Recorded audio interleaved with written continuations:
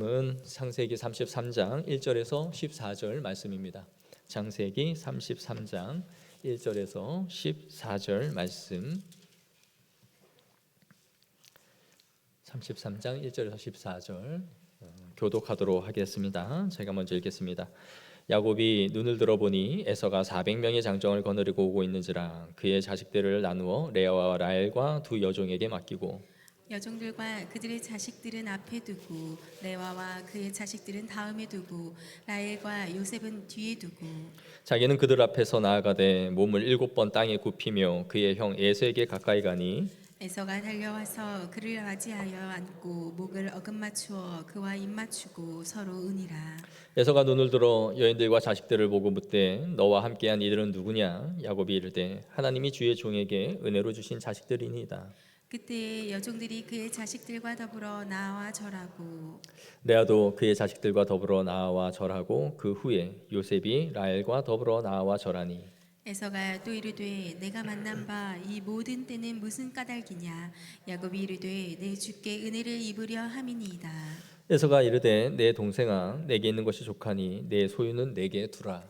야곱이 이르되 그렇지 아니하니이다. 내가 형님의 눈앞에서 은혜를 입었사오면 청하건대 내 손에서 이 예물을 받으소서. 내가 형님의 얼굴을 배운즉 하나님의 얼굴을 배운 것 같사오며 형님도 나를 기뻐하심이니이다. 하나님이 내게 은혜를 베푸셨고 내 소유도 족하오니 청하건대 내가 형님께 드리는 예물을 받으소서 하고 그에게 강권함에 받으니라. 에서가 이르되 우리가 떠나자. 내가 너와 동행하리라. 야곱이 그에게 이르되 내 주도 아시거니와 자식들은 연약하고 내게 있는 양떼와 소가 새끼를 데리고 있은즉 하루만 지나치게 몰면 모든 떼가 죽으리니 청하건대 내 주는 종보다 앞서가소서. 나는 앞에 가는 가축과 자식들의 걸음대로 천천히 인도하여 세일로 가서 내 주께 나아가리이다. 아멘. 우리는 지난주에 야곱이 하나님의 명령에 따라서 고향으로 갔지만 그의 인생 최대의 넘어야 할 산 에서를 마주대하게 됐다라고 말씀을 드렸죠. 자신이 왔다는 소식을 알리자 에서는 400명의 군대를 이끌고 함께 자신을 맞으러 왔습니다. 하루아침에 자신의 일가족이 몰살을 당할 수 있다라는 이 생각에 그는 밤새 잠을 잘 수가 없어요. 그래서 야복 강가를 건너서 가족들을 데려다 놓고 혼자 그 앞에 있는데 그때에 한 천사가 그에게 씨름을 걸어오죠. 그래서 밤새 이 천사와 씨름을 했습니다.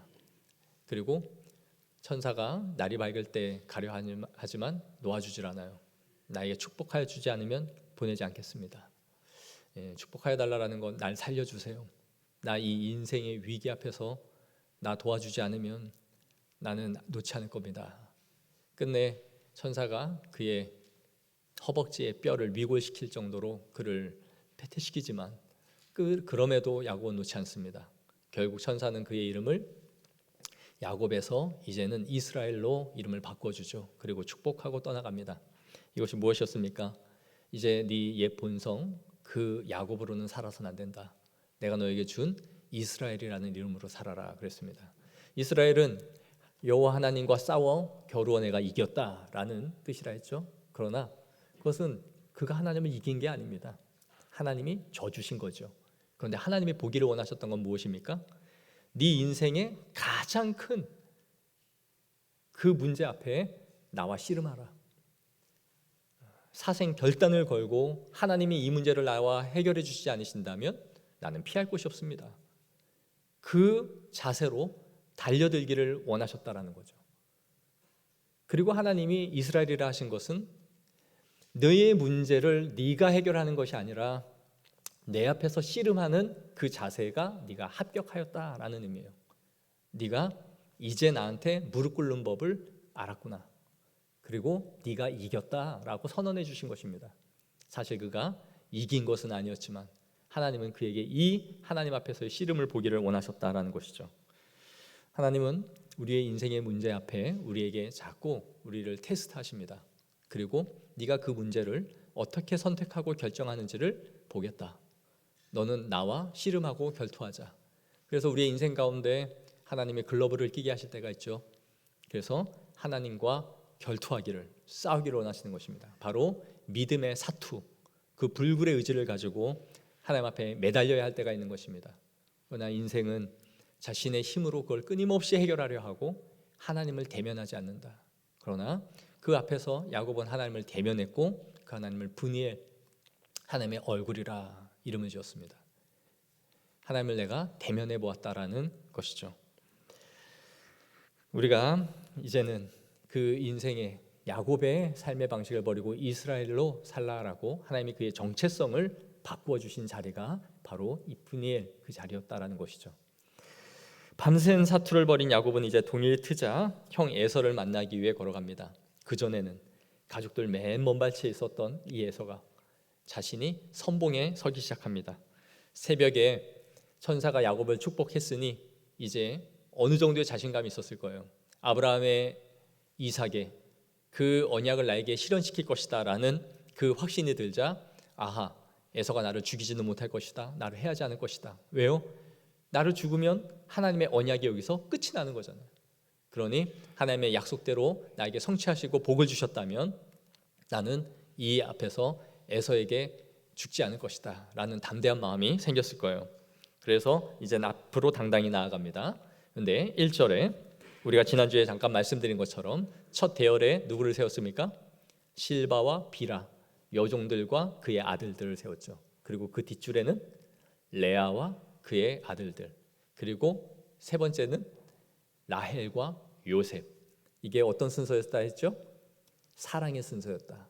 그가 사랑하는 대상을 차례대로 1차, 2차, 3차 혹시 습격을 당하게 되면 도망가야 된다. 시간을 벌어주기 위한 총알바지들을 앞에 세웠다 그랬어요.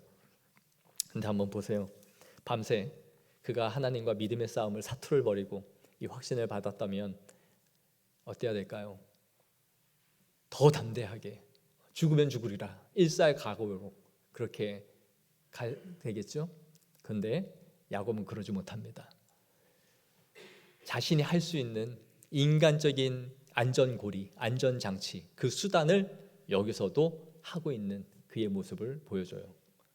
내가 쓸 수 있는 인간적인 방책들을, 안전고리를 걸고 들어간단 말이에요. 저는 이 대목을 보면서 야곱과 이스라엘이 함께 걸어가고 있다라는 것을 보게 돼요. 뭡니까? 그의 옛 본성인 야곱과 새로운 정체성으로 주신 이스라엘이 지금 함께 걸어가고 있는 것이죠. 지금 야곱이 야곱입니까? 아니죠. 그는 이스라엘입니다. 그런데 그가 이스라엘입니까? 아니죠. 야곱입니다. 그러니까 야곱과 이스라엘이 지금 함께 동행을 하고 있는 거예요. 여러분, 우리도 그렇지 않습니까? 말씀을 듣고 은혜를 받으면 아하, 그래, 내가 인간적인 방식 이거 버리면서 살아야지, 하나님만 붙잡고 살아야지. 그런데 현실에 딱 들어서면 어때요? 내 앞에 마주 서 있는 에서와 400명의 군대를 보는 순간 믿음으로 살다가는 죽겠다, 말씀대로 살다가는 현실에서는 통하지 않는다, 이건 아니다. 그러면서 내가 인간적인 수단과 방법들을 다시 줄지어 놓기 시작하죠. 내 수완, 내 방식, 내가 쓸 수 있는 것들을 차례대로 사랑의 순서대로 서열을 매겨서 대열을 짜고 대우를 짜서 그렇게 걸어갑니다. 이게 인간의 모습이에요. 하나님을 전적으로 붙잡고 주님께서 그 밤에 나에게 말씀하셨으면 내가 믿음으로 가겠습니다 이래야 되는데 막상 대면하려 하니 두렵죠. 그리고 그 군대를 보니 겁이 납니다. 그래서 인간적인 수단을 같이 쓰고 걸어가는 거죠. 이 자리는 야곱이나 야곱이 아니요, 이스라엘이지만 이스라엘이 아닌 야곱과 이스라엘이 그의 정체성이 두 개가 함께 버무러져 있는 것이죠. 이것이 우리의 모습입니다. 3절에 보시면 이제 에서는 먼발치에 동생이 오고 있는 걸 봅니다.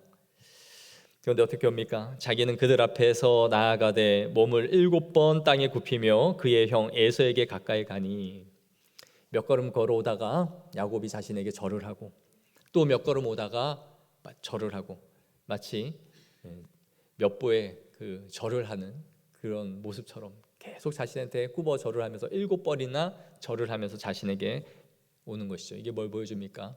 자신을 철저히 낮춘 거예요.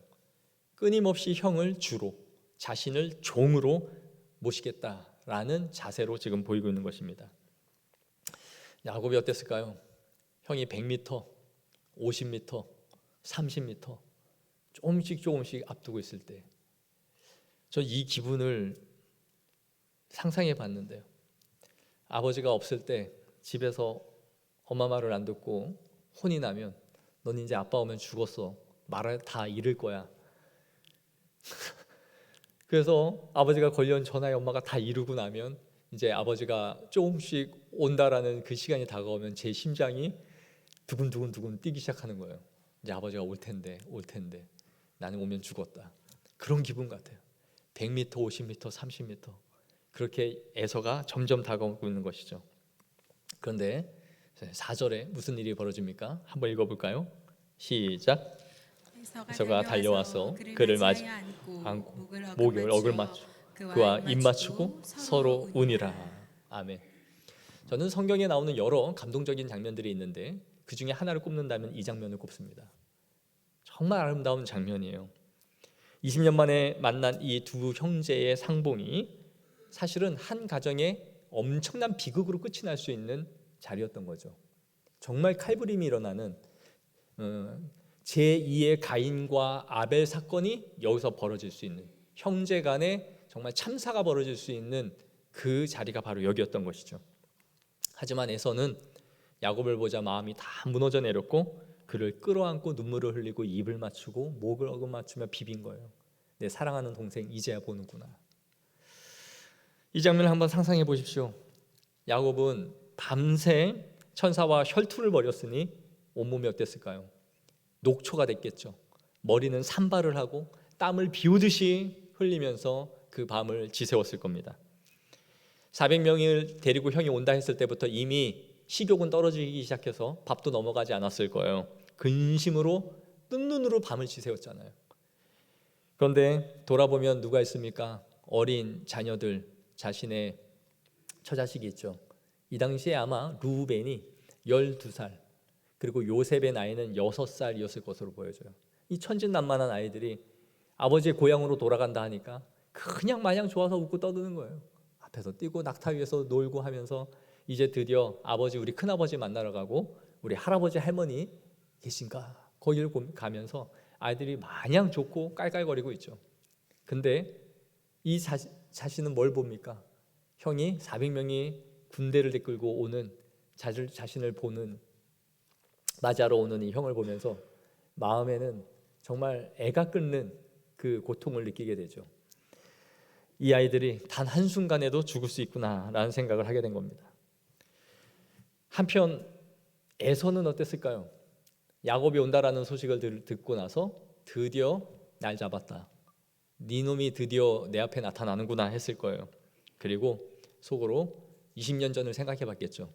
나를 속이고 아버지를 속이면서 그 장자권을 가로채서 지 혼자 잘 먹고 잘 살아보겠다고 도망간 이 자식을 내가 오늘 드디어 요절을 내버려야겠다.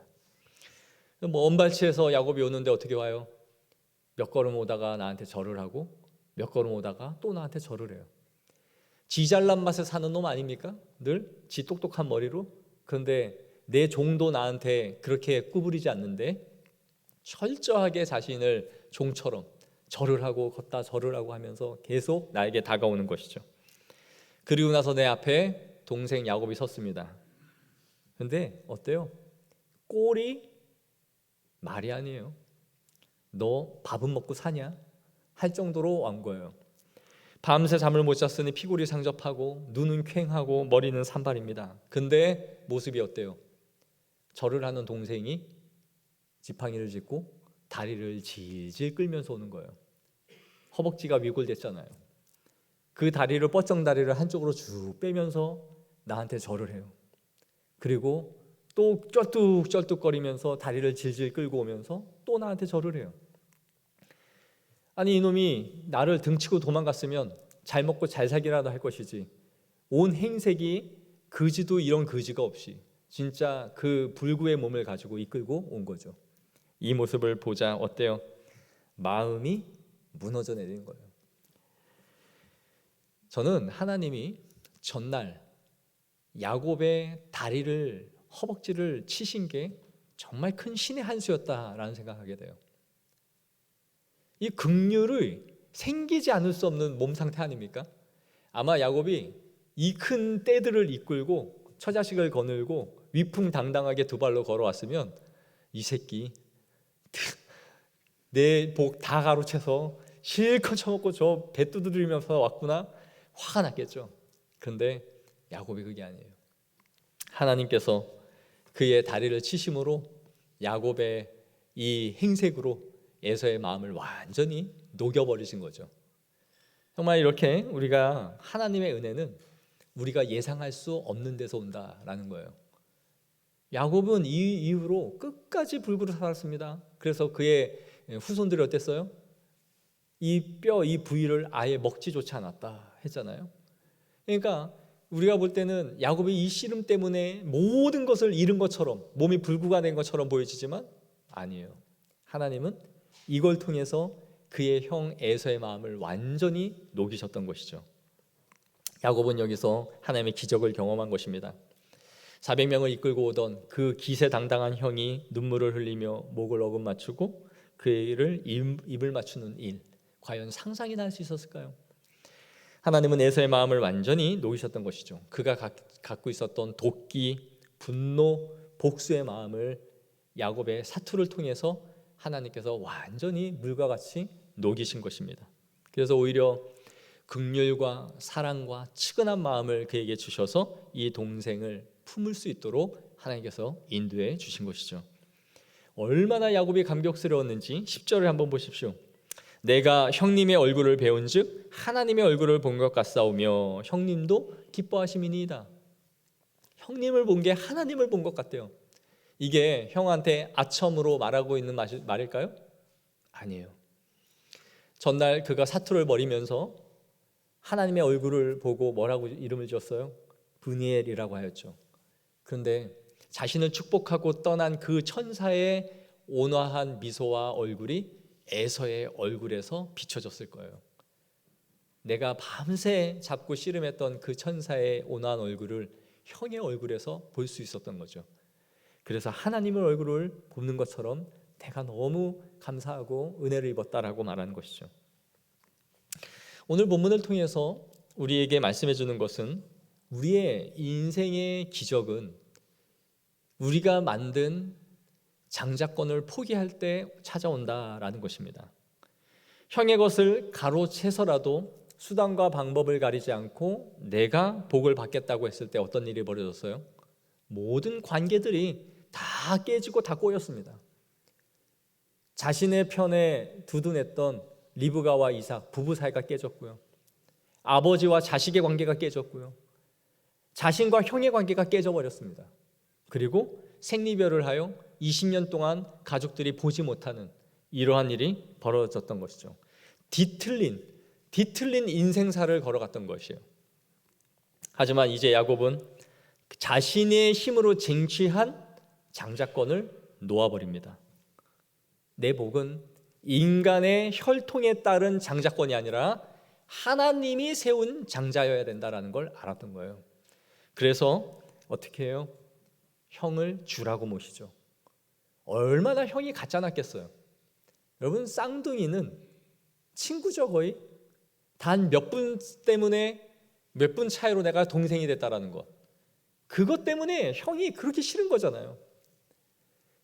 내가 이 몇 분만 먼저 태어났으면 내가 장자가 됐을 텐데 형이 그 몇 분 때문에 나의 형이라는 것이 싫은 거죠. 형이 형 같지 않았던 거예요. 그래서 가로채기라도 해서라도 내가 형이 되고 싶었던 거죠. 그런데 자신이 그걸 이제 놓습니다. 오늘 본문, 지난 본문 다 보면은 형을 형이라 말하지 않아요. 주라고 말을 하죠. 주. 그리고 나는 계속 종이라고 말을 해요. 걸어와서 7번 엎드리는 게 뭡니까? 최대한의 낮춤이죠. 종이 아니고서는 할 수 없는 모습으로 형을 받들어 올린 거예요. 자신의 장자권을 포기해버린 것이죠. 그리고 그가 형에게 선물을 주는 것 자체가 내가 훔친 것에 대한 것을 형에게 다 돌려드립니다 라는 그 용서의 고백이었던 것이죠. 이렇게 오늘 본문은 우리에게 화해와 용서의 아름다움을 보여줍니다. 한 가정을 속이고 원수지간이 됐던 두 형제가 서로 챙겨주고 선물을 주니까 마다하고, 받아라, 나 조카다, 괜찮다, 아닙니다, 내가 은혜를 입었으면 형님 이걸 받아주십시오, 이런 아름다움의 관계로 회복이 되는 것이죠. 여러분, 우리가 그리스도인으로 살아가지만 우리의 인생 한 구석은 단단히 꼬여버린 관계들이 있지 않습니까? 가족의 관계가 있을 수 있고요, 친척과의 관계가 있을 수 있어요. 그래서 명절이어도 서로 연락조차 하지 않고 그날 보는 것이 훨씬 괴롭고, 이전에는 정말 둘도 없는 친구였는데 이제는 의절한 관계가 돼서 끊어버린 인간적 관계들이 있는 것입니다. 혹시 그러한 관계의 꼬임과 무너짐이 내가 쟁취한 그 기득권, 그 장자권 때문은 아닙니까? 형제 사이의 불화, 재산 다툼, 서로 더 갖기 위한 암투, 어릴 때 함께 놀던 모든 기억을 덮어버릴 만한 복수와 분노의 관계가 돼버린 것이 내가 포기하지 않고 끝까지 붙잡고 있는 그 장자권 때문은 아닙니까? 그걸 내려놓으십시오. 그 자리에 기적이 일어납니다. 우리는 이 본문을 보면서 와, 이렇게 아름다운 일이 있을 수 있는가? 하나님 앞에서의 혈투도 있지만 그는 자신이 쟁취한 것에 대해서 놓아버린 것입니다. 내 복은 하늘로부터 받는 것이지 이 세상에서 장자권으로 부여받는 것이 아니다라는 것을 알았을 때에 그 인간적인 꼬여버린 모든 것들이 풀리는 역사가 일어난 것이죠. 그걸 놓아버리기를 소망합니다. 인생을 살아가는 데 있어서 관계의 회복은 너무나 중요하죠. 그러나 우리가 풀어야 할 또 하나의 인생의 과제가 있습니다. 그것이 무엇입니까? 바로 하나님과 우리 사이의 관계입니다. 우리는 하나님의 장자권을 가로챈 야곱들이에요. 독생자 예수 그리스도가 하나님의 유일한 독생자로서의 장자이지만 우리는 양자잖아요. 양자됨. 그런데 우리가 하나님의 장자의 자리에 오르려고 시도한 자들이 바로 우리라는 것이죠. 우리의 옛 본성 자체가 야곱입니다. 그래서 창조주의 자리에 올라가 내가 창조주가 되겠다라고 한 자체가 아담과 하와의 죄였고, 그거 본성을 우리가 갖고 있다는 것이죠. 그때부터 하나님과 우리 사이는 원수가 되었습니다. 원수가 되었다는 것은 하나님이 우리를 대적한다라는 걸 의미해요. 에서가 400명의 군대를 이끌고 야곱을 맞이하러 오는 것처럼 하나님과 원수된 우리를 하나님의 군대로 우리를 대적하신다라는 것을 의미한단 말이에요. 우리는 하나님의 사랑을 생각하면 탕자를 생각합니다. 집 나간 탕자를 끊임없이 눈물로 기다리는 그 자애로운 아버지의 모습을 그리죠. 맞습니다. 그러나 그것은 하나님의 성품의 한 면을 보여주는 거예요. 성경은 우리에게 하나님이 원수된 우리를 진노하신다라는 것을 함께 말씀해 주고 있습니다. 에베소서 2장 3절 말씀 우리 다 같이 한번 보겠습니다. 시작. 전에는 우리도 다 그 가운데서 우리의 육체의 욕심을 따라 지내며 육체와 마음에 원하는 것을 하여 다른 이들과 같이 본질상 진노의 자녀이었더니. 아멘. 본질상 너희의 태생이 하나님의 진노의 대상이다라고 말하고 있는 것이죠. 그래서 성경에 나오는 주제 가운데 하나는 굉장히 많은 곳에서 하나님과 우리 사이에 화해를 할 것을 말씀해 주고 있습니다. 우리 욥기 22장 21절을 보시면 너는 하나님과 화목하고 평안하라, 그리하면 복이 내게 임하리라. 하나님과 화해하라라는 것이죠. 로마서 5장 10절 말씀 우리 다 같이 읽겠습니다. 시작. 곧 우리가 원수 되었을 때에 그의 아들의 죽으심으로 말미암아 하나님과 화목하게 되었은즉 화목하게 된 자로서는 더욱 그의 살아나심으로 말미암아 구원을 받을 것이니라. 그뿐 아니라 이제 우리로 화목하게 하신 우리 주 예수 그리스도로 말미암아 하나님 안에서 또한 즐거워하느니라.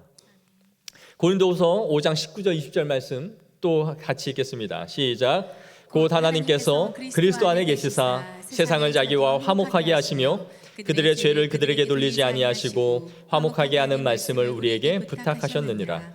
그러므로 우리가 그리스도를 대신하여 사신이 되어 하나님이 우리를 통하여 너희를 권면하시는 것 같이 그리스도를 대신하여 간청하노니 너희는 하나님과 화목하라. 아멘. 우리의 인생 가운데 가장 풀어야 할 숙제가 있다면 그것은 하나님과 화해하는 것입니다. 그럼에도 불구하고 이 세상에 살아가는 수많은 사람들이 평생을 하나님과 화해하지 않습니다. 하나님과 원수된 상태에서 인생을 살다가 그의 인생의 종국에 죽음으로 끝을 내버리는 것이죠. 그 뒤의 일을 감당할 수 있겠습니까? 그 뒤에 펼쳐지는 일은 노가 풀리지 않은 에서가 400명의 군대를 이끌고 자신을 몰살하기 위해서 나오는 것처럼 대참사가 인생 가운데 펼쳐지게 된다는 것이죠. 누가복음 12장 58절에 네가 너를 구발하는 자와 함께 법관에게 갈 때에 길에서 화해하기를 힘쓰라. 그가 너를 재판장에게 끌어가고 재판장이 너를 옥졸에게 넘겨주어 옥졸이 옥에 가둘까 염려하라. 마지막 때에 하나님과 화해하지 않는다면, 그때까지 너희에게 준 기회에 화해하지 않는다면 고발하는 자가 너희를 고발할 것이다. 그리고 법관에게 넘겨주게 될 것이다. 고발하는 자가 누구입니까? 사탄, 마귀, 우는 사자와 같이 우리의 영혼을 노리는 자들이죠. 그리고 하나님 앞에 고발할 것입니다. 하나님, 저자는 끝까지 죽을 때까지 하나님과 화해한 자가 아닙니다. 저 자식은 하나님의 자녀가 아니요 내 자식입니다. 나에게 넘겨주십시오. 하나님께서 그를 넘겨줄 때에 옥에 가두어 영원히 식지 않는, 꺼지지 않는 불구덩이로 던져버리는 것이죠. 하나님과 화해하지 않는 자들의 최후가 얼마나 무서운지를 말씀해 준 것입니다. 너의 인생의 노정이 끝나기 전에, 법관에게 가기 전에, 하나님 앞에 서기 전에 하나님과 화해하라. 그러나 하나님의 사랑은 용서를 구하지 않는 야곱과 같은 우리이지만 하나님께서 먼저 용서와 화해의 손을 우리에게 내밀어 주셨다라는 것이죠. 지가 잘못한 것도 알지 못하고 있는 그에게 먼저 손을 내미사 화해의 요청을 우리에게 하신 것입니다. 로마서 5장 8절에 우리가 아직 죄인 되었을 때에 그리스도께서 우리를 위하여 죽으심으로 하나님께 대한 우리에 대한 자기의 사랑을 확증하셨느니라. 우리가 아직 죄인 되었다는 것이 무엇입니까?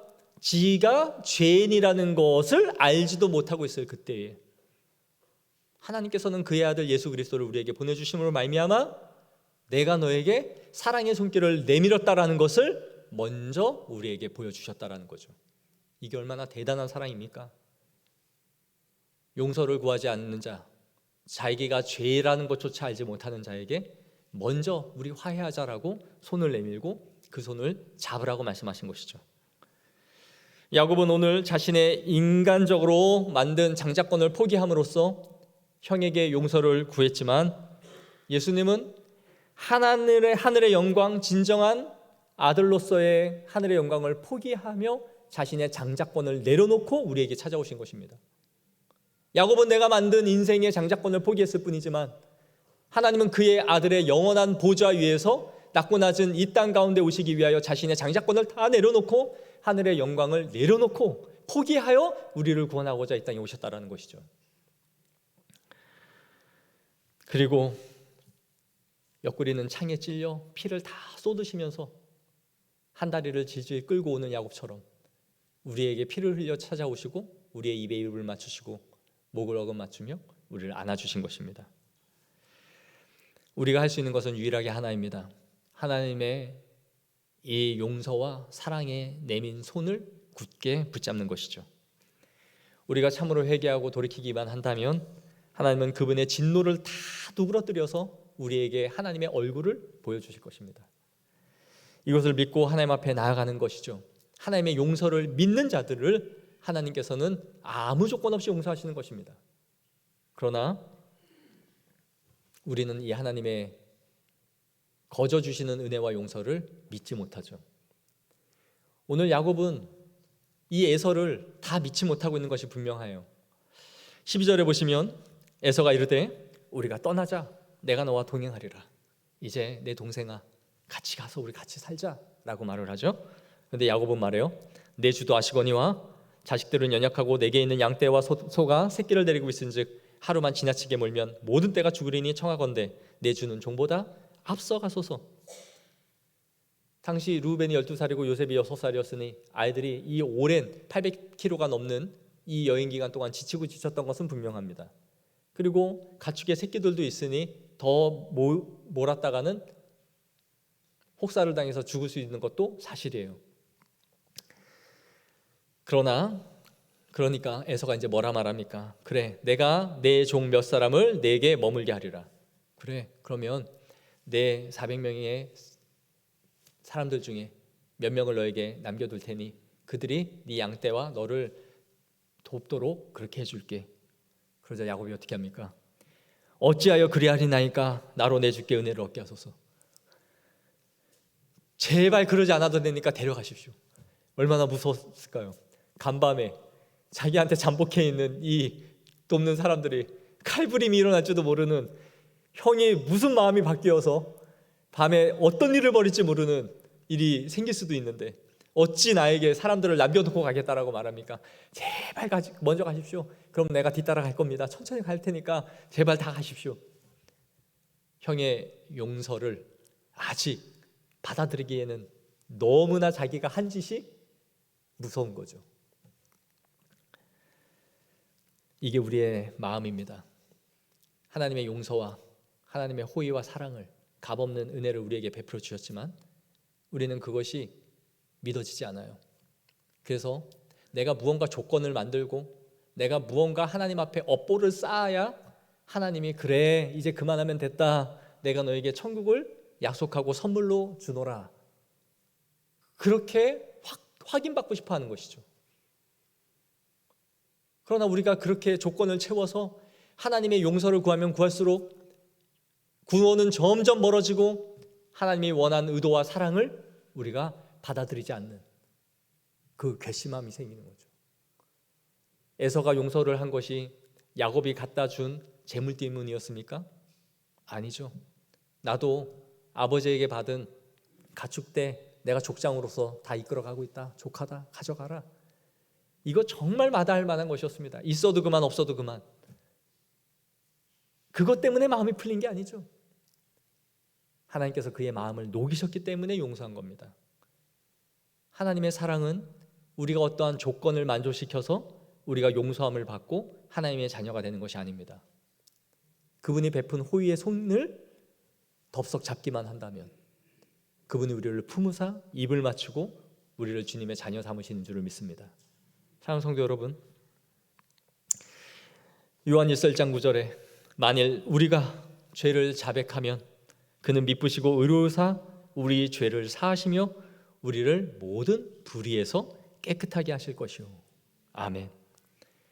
우리가 어떤 잘못과 어떤 과거의 인생을 살아왔다 할지라도 남을 등치며 남의 것을 빼앗고 내 배를 채우기 위해 걸어온 인생이라 할지라도 하나님의 은혜와 용서를 구하면 주님께서는 우리를 품으시고 다시 주님의 자녀 삼아 주실 줄을 믿습니다. 오늘 본문은 두 형제가 상봉하는 이 은혜로운 장면을 보여줍니다. 하나님께서 에서의 마음을 만지사 정말 20년 만에 묵었던 그 원수가 하나님의 형제가 되는, 하나의 형제가 되는 아름다운 장면이죠.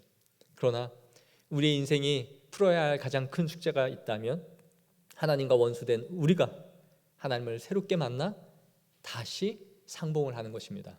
주님이 베푸신 그 사랑의 손길을 거절하지 아니하고 주님 앞에 엎드리기만 하면 주는 미쁘시사 우리를 다시 맞아주실 것이고 우리를 주님의 자녀 삼아주실 것을 믿습니다. 주님의 나라에 이르렀을 때에 정말 이 아름다운 재회가 원수되었던, 하나님과 갈라졌던, 평생 원수로 등지고 살다가 하나님의 군대를 맞아 죽을 수밖에 없는 우리를 그때에는 형제가 형제를, 내 친구를 맞이하는 것처럼 주님께서 우리를 맞아 주실 줄 믿습니다.